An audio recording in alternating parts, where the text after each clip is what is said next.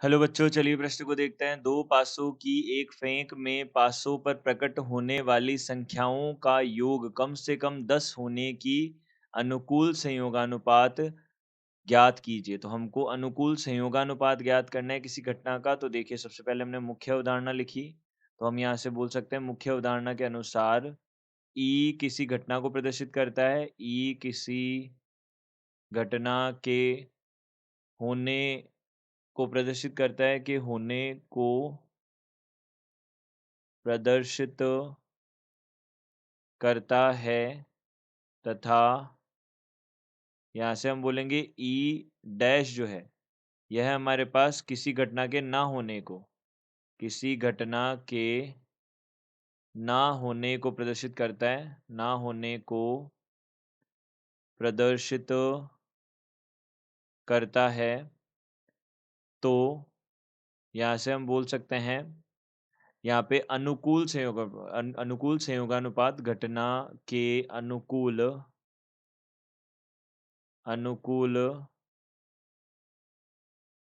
संयोगानुपात जो बनेगा वह क्या बनेगा? संयोगानुपात यह हमारे पास होगा पीई बटा पीई डैश हो जाएगा।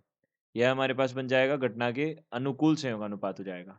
अब देखिए, यहाँ से हमने देखा सबसे पहले हमारे पास में जो प्रतिदर्श समष्टि है वह उसमें कौन-कौन से अवयव होंगे? तो देखिए, एक पासे को दो पासे को फेंका जाता है, दो पासे को एक फेंक में दो पासों की एक फेंक है।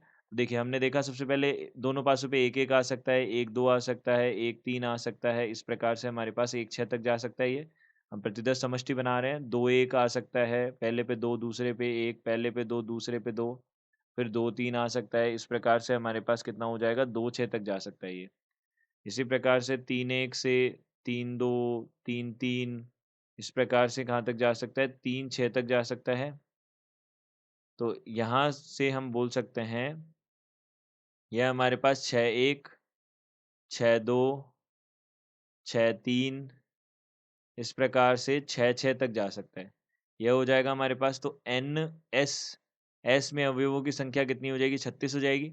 अब देखिए, हमको क्या चाहिए? अब हम ई देख लेते हैं, ई का समुच्चय देख लेते हैं।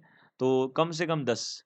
तो यहाँ पे एस जो है हमारे पास, ई जो है हमारे पास क्या हो जाएगा? देखिए, कम से कम हमको क्या चाहिए? 10 चाहिए।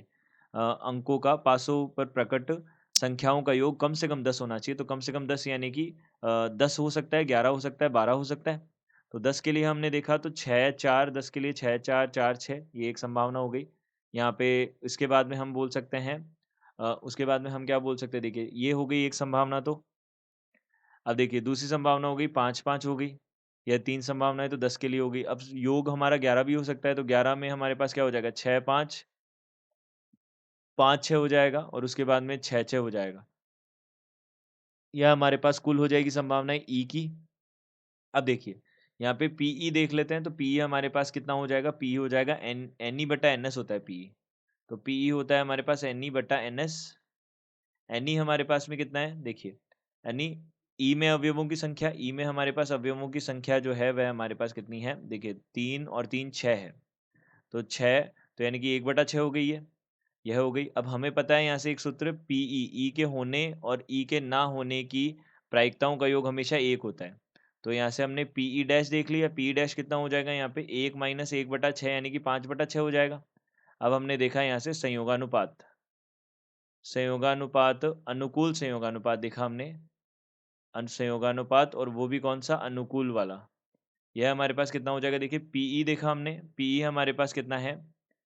पी हमारे पास में 1/6 है और पीई डैश जो है वह 5/6 है। तो यह हमारे पास कितना हो जाएगा? 1/5 हो जाएगी। यह संयोगानुपात हमारे पास 1/5 हो जाएगा। तो हम बोल सकते हैं यहाँ पे घटना के अनुकूल संयोगानुपात कितना है? 1/5 है। तो दिए गए प्रश्न का उत्तर 1/5 है। आशा करते हैं आपको समझ आया होगा। धन्यवाद।